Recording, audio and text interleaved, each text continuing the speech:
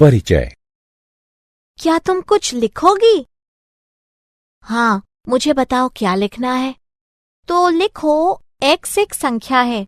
x में स्वयं x गुणा करने पर जो संख्या हमें मिलेगी, मेरे पास ठीक उतनी ही किताबें हैं। ठीक है। अब तुम्हारे पास जो संख्या है वो x से 2 गुनी है और हमारे मित्र के पास 2 किताबें हैं। अब सभी किताबों की संख्या जोड़ लो और बताओ कि तुम्हें क्या व्यंजक मिला। रुको, मुझे कहीं लिखने दो। एक संख्या x है।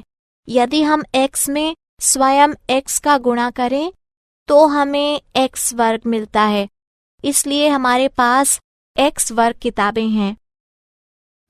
और मेरे पास जो संख्या है वो 2x है और हमारे मित्र के पास 2 किताबें हैं। ठीक, और इनके योग से हमें ये व्यंजक मिलेगा। क्या तुम जानती हो कि व्यंजक किसे कहते हैं? नहीं, लेकिन मुझे बहुत सुरुचिपूर्ण लग रहा है। ये प्रश्न एक बहुपद था। आओ मैं तुम्हें विस्तार से समझाती हूँ। उद्देश्य। इस पाठ के अंत में आप निम्न करने में सक्षम हो जाएंगे। एक चर राशि वाले बहुपद लिखना, बहुपदों के गुणों की व्याख्या करना, बहुपदों में शून्यों की संख्या लिखना, शेषफल प्रमेय की व्याख्या करना, बहुपदों का गुणनखंड करना, बीजीय सर्वसमीकाओं को लिखना और बहुपदों से संबंधित प्रश्नों को हल करना।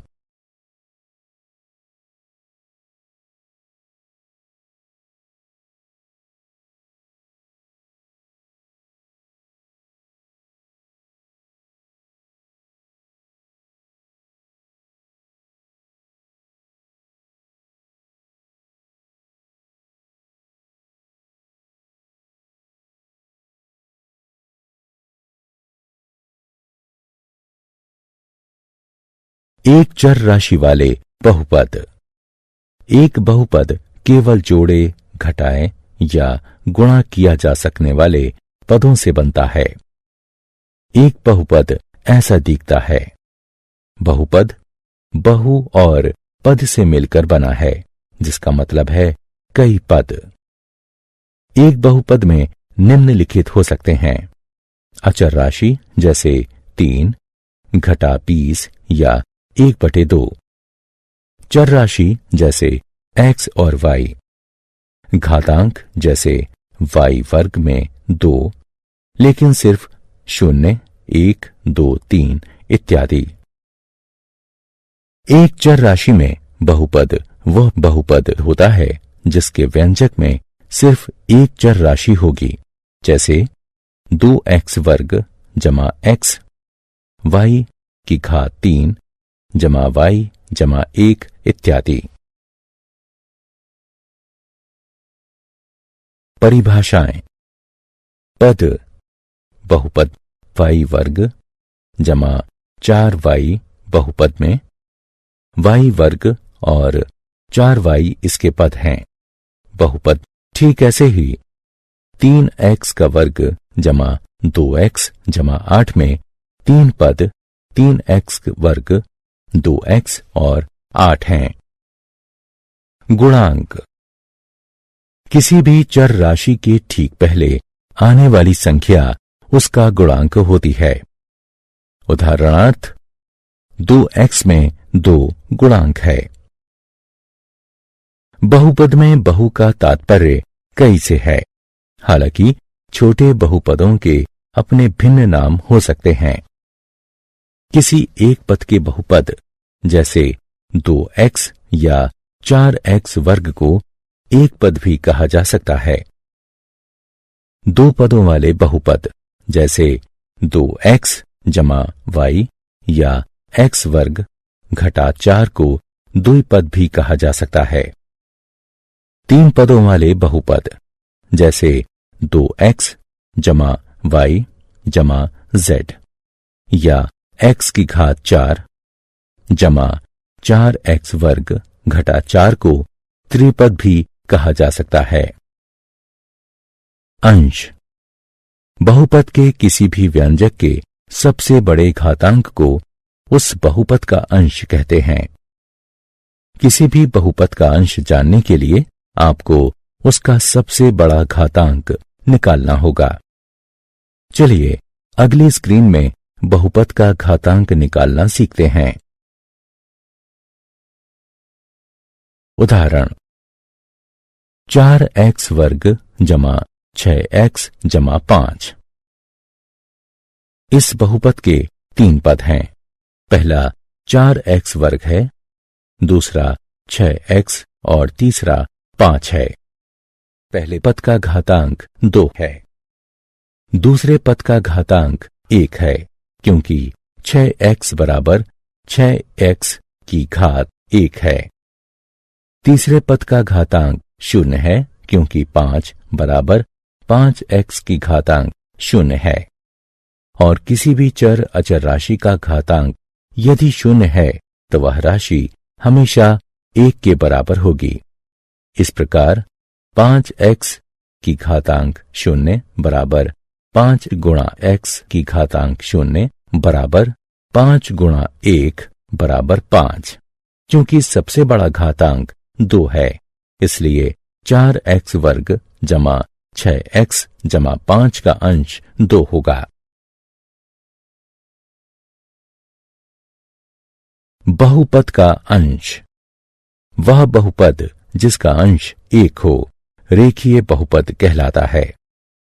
इसका सामान्य स्वरूप ax जमा b है, जहां a और b अचर राशियां हैं और a 0 के बराबर नहीं है। वह बहुपद जिसका अंश 2 हो वर्गीय बहुपद कहलाता है। इसका सामान्य स्वरूप ax वर्ग जमा bx जमा c है, जहां a, b और c अचर राशियां हैं और a 0 के बराबर नहीं है। वह बहुपद जिसका अंश 3 हो त्रिघातीय बहुपद कहलाता है। इसका सामान्य स्वरूप ax की घात 3 जमा bx वर्ग जमा cx जमा d है, जहां a, b, c और d अचर राशियां हैं और a 0 के बराबर नहीं है। यदि किसी बहुपद में सभी अचर राशियां 0 हैं, अर्थात a 0 बराबर a1 बराबर a2 बराबर a3 बराबर इत्यादि बराबर an बराबर 0, तो वह बहुपद शून्य बहुपद कहलाता है। शून्य बहुपद को 0 से दर्शाते हैं। शून्य बहुपद का अंश परिभाषित नहीं है।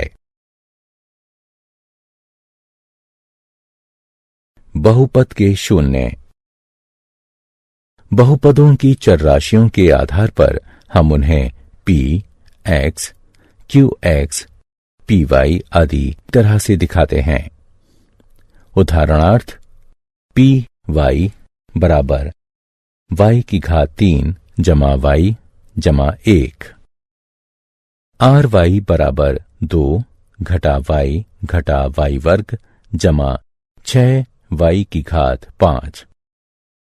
अब इस बहुपद को देखें। qy बराबर 2y की घात 3 घटा 5y वर्ग जमा 3y घटा 6। यदि हम y का मान 1 रख दें तो हमें यह प्राप्त होगा, जो 2 घटा 5 जमा 3 घटा 6 यानी घटा 6 के बराबर होगा।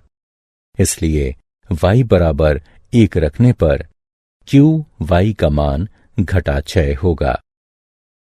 अब हमें py बराबर y जमा 1 को हल करना चाहिए।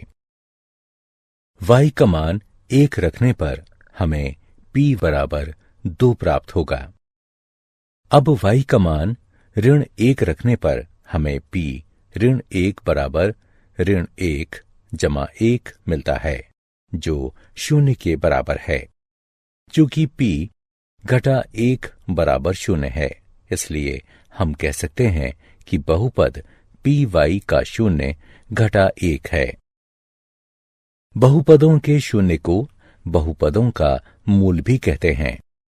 एक अशून्य अचर बहुपद का कोई शून्य नहीं होता। एक रेखीय बहुपद का केवल एक शून्य होता है। उदाहरण, देखिए और बताइए कि घटा 4 और 4 बहुपद x घटा 4 के शून्य हैं या नहीं। हल, माना कि px बराबर x घटा 4 घटा 4 के मान को प्रतिस्थापित करने पर हमें p घटा 4 बराबर घटा 4 घटा 4 बराबर घटा 8 मिलता है। 4 के मान को प्रतिस्थापित करने पर हमें p4 बराबर 4 घटा 4 बराबर 0 मिलता है। हम देख चुके हैं कि p घटा 4 बराबर घटा 8 और p4 बराबर 0 है। इसलिए 4 तो x घटा 4 का शून्य है, लेकिन घटा 4 नहीं है। चलिए अब हम बहुपद QU बराबर 2U जमा 1 का शून्य निकालते हैं। हल, किसी भी बहुपद का शून्य निकालना किसी समीकरण को हल करने जैसा ही है, इसलिए हम px बराबर 0 को हल करेंगे। इसलिए 2u जमा 1 बराबर 0 हमें u बराबर घटा 1/2 यह परिणाम देता है। इसलिए घटा 1/2 बहुपद 2u जमा 1 का शून्य है।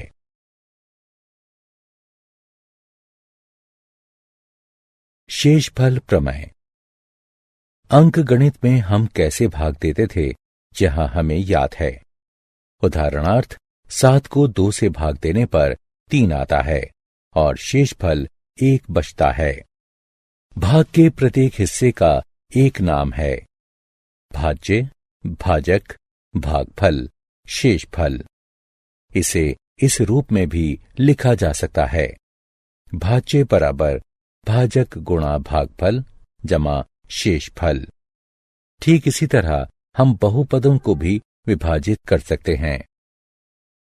उदाहरणार्थ, 5x की घात 3 जमा x वर्ग जमा x बटे x, जहां हम मान लेते हैं कि x बराबर 5x वर्ग जमा x जमा 1, 5x की घात 3 जमा x वर्ग जमा x के गुणनखंड हैं और 5x की घात 3 जमा x वर्ग जमा x, 5x वर्ग जमा x जमा 1 और x का गुणज है।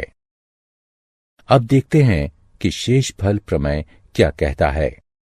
माना कि px ऐसा बहुपद है जिसका अंश 1 या उससे बड़ा है। माना a कोई वास्तविक संख्या है।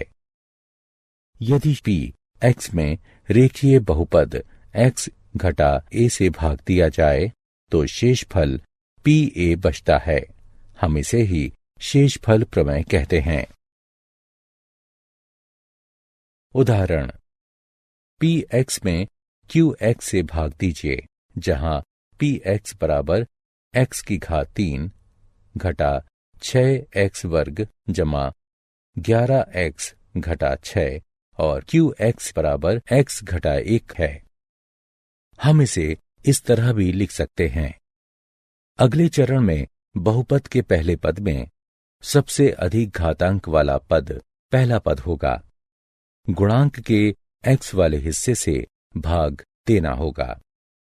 इस स्थिति में x की घात 3 में x से भाग देने पर x वर्ग मिलेगा, जिसे आप भाग चिन्ह के शीर्ष पर लिखेंगे।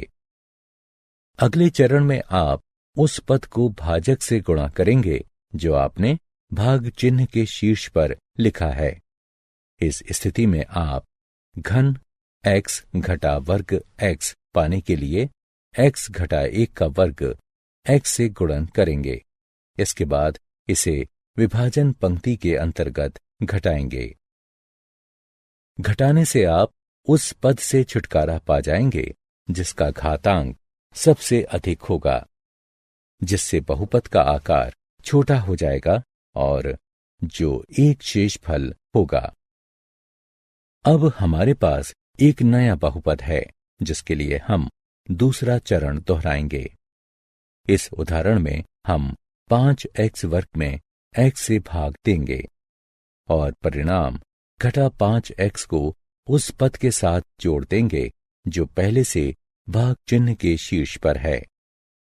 अब हम तीसरे चरण को दोहराएंगे। अभी जो परिणाम भाग चिन्ह के शीर्ष पर है, जो हमें जोड़ने के बाद मिला है, उसमें हम पूरे भाजक से गुणा करेंगे और फिर बहुपद को भाग देने के बाद जो हमें मिला है उसे गुणनफल में से घटा देंगे। अब भाग चिन्ह में हमारे पास एक नया बहुपद है। जैसा कि आप पहले ही अनुमान लगा चुके होंगे कि बहुपद के पहले पद को हम भाजक के x हिस्से से विभाजित करके दूसरे चरण को दोहराएंगे। अब जो भी भागफल आएगा उसे भाग चिन्ह पर पहले से ही स्थित परिणाम के साथ जोड़ दीजिए। अब हम सबसे आखिर में जोड़े गए पद में पूरे भाजक से गुणा करेंगे और फिर विभाजित बहुपद में से प्राप्त परिणाम को घटा देंगे। एक नया बहुपद प्राप्त करने के लिए घटाने वाला चरण दोहराएंगे। यहां प्राप्त शेष फल 0 है क्योंकि हम px को गुणक x ऋण 1 से पूरी तरह विभाजित कर चुके हैं। यदि आप इस चरण तक पहुंच चुके हैं तो आपको परिणाम मिल चुका है, क्योंकि किसी में भी 0 से भाग देने पर हमें 0 ही मिलेगा।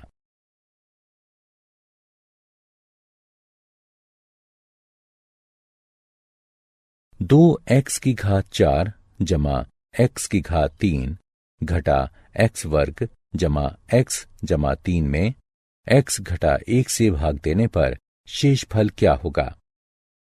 हल। यहां px बराबर 2x की घात 4 जमा x की घात 3 घटा x वर्ग जमा x जमा 3 और x घटा 1 का 0 1 है।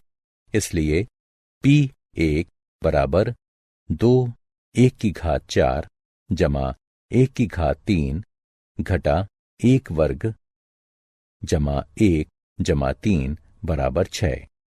इसलिए शेषफल प्रमेय के अनुसार 2x की घात 4 जमा x की घात 3 घटा x वर्ग जमा x जमा 3 में x घटा 1 से भाग देने पर शेषफल 6 होगा।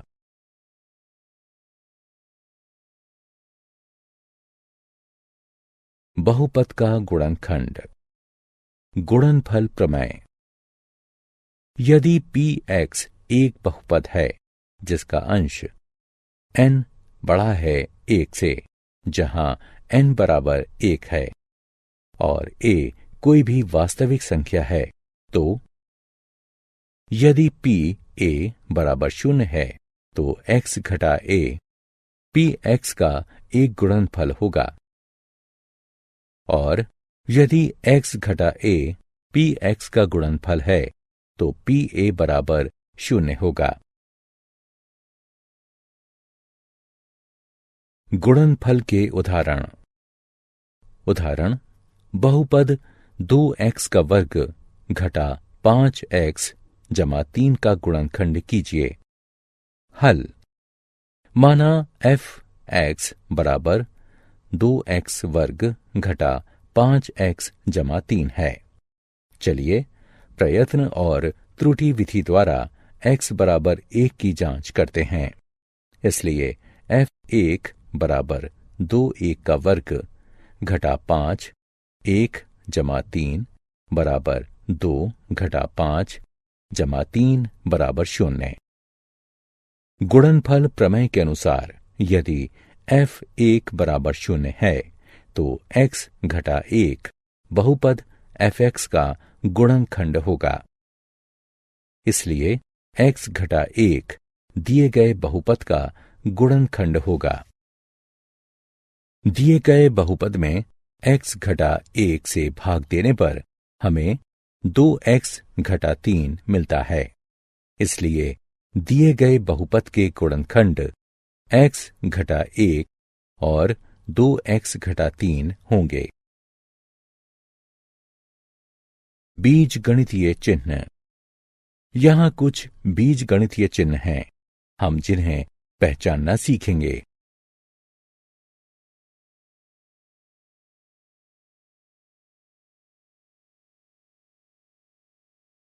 उदाहरण, सीधा सीधा गुणा किए बिना 107 गुणा 104 का मान बताइए। हल। समीकरण की गणना करके हल करने पर हमें 11128 प्राप्त होगा।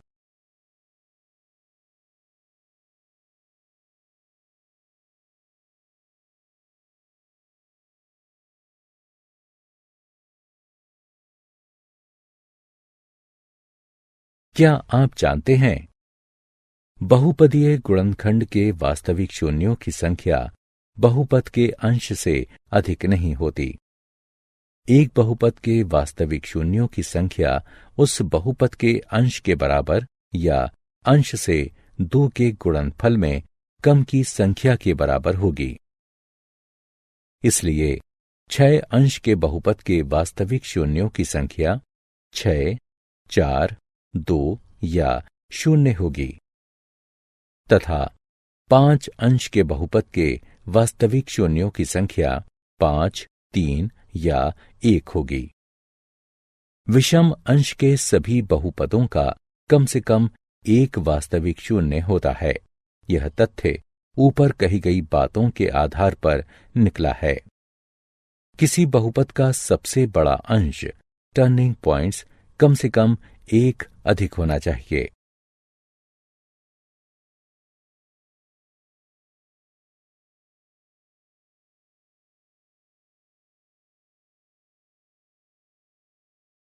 सारांश।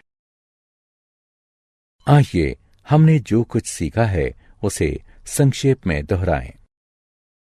एक बहुपद px एक चर राशि x में x रूपों में एक बीजीय अभिव्यक्ति है।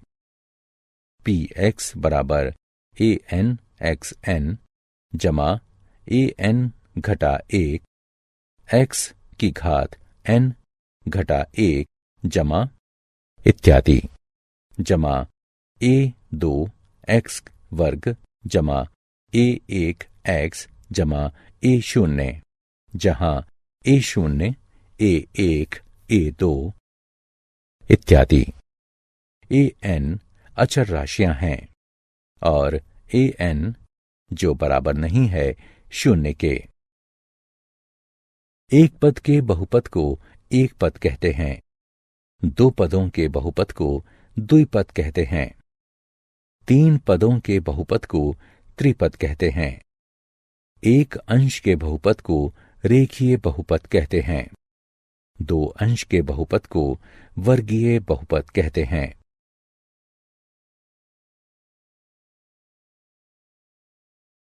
तीन अंशों के बहुपद को त्रिघातीय बहुपद कहते हैं। यदि pa बराबर 0 है तो एक वास्तविक संख्या a एक बहुपद px का 0 होगी। इस स्थिति में a समीकरण px बराबर 0 का मूल कहा जाता है। एक चर राशि वाले हर रेखीय बहुपद का एक विशिष्ट 0 होता है। एक अचर राशि जो 0 नहीं है, इसके बहुपद का कोई 0 नहीं होता और हर वास्तविक संख्या का 0 बहुपद का एक 0 है। शेषफल प्रमेय। px कोई बहुपद है जिसका अंश 1 या उससे बड़ी कोई भी वास्तविक संख्या है। यदि px में रेखीय बहुपद x घटा a से भाग दिया जाए तो शेषफल pa बचता है। गुणनफल प्रमेय। यदि pa बराबर 0 है तो x घटा a px का एक गुणनफल होगा और x घटा a p x का गुणनफल है तो pa बराबर 0 होगा।